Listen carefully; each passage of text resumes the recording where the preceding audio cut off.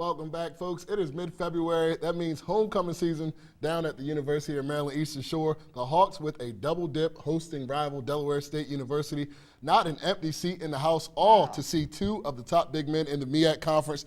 There is UMES's Mike Myers Jr., a very scary guy he is. Equally dangerous, Del State's Kendall Gray on Myers to get the soft touch to go.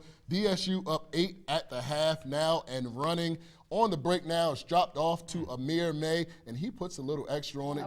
He can light it up, guys, as he always does. Pushes DSU's lead.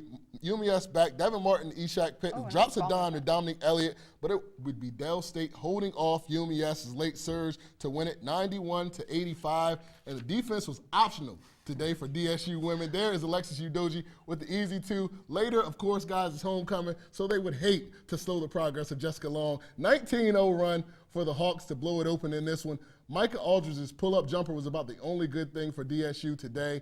That's the only thing they had good going on. Shawnee Sweeney, sweet jumper from behind the arc as the Hawks absolutely destroyed DSU 96-59. And taking it over to SU, the men's basketball team was back in action today. They had their senior night game when they took on Frostburg State, and the goals, in a word, came out on fire in this one early on. Easton grad Gordon Jeter steps back, knocks down that little 15-footer, and then a few plays later now, it's Jordan Brooks this time. Check out the sweet crossover. Loses his man, gets to the cup, gets the bump, plus the bucket.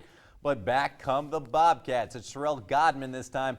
Pulls up from just inside the arc. Gets a little tap on the wrist for the and one mid-range jumper. But don't let this one fool you. I mean, it was all SU. Time winding down the half, and Wyatt Smith pulls up from downtown and buries it. The Goals get the win, 72-54 the final. And the women's were also celebrating their senior night. Not a good start for them, though. Trailing most of the first half. Rondé James there puts that one in, and we would be tied at halftime.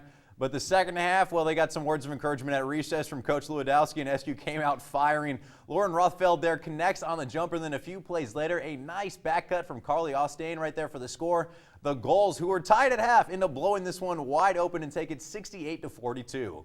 Wesley's men's basketball was also in action on the road, taking it to St. Mary's, Maryland. The Wolverines fell to the Seahawks 84-67. However, they did have 3 players in double-digit points, with A.J. Tillman leading the way with 15 points. Now, Wesley's women's basketball also hit their hardwood at St. Mary's as well. They came up short, falling to the Seahawks in overtime 63-57, but Smyrna grad Brianna Johnson, she led her team with 20 points, and both teams will be back in action on Wednesday at Penn State Harrisburg. Okay, guys, so high school, college, what are we missing? We're missing some NBA news when we come right back from this commercial break.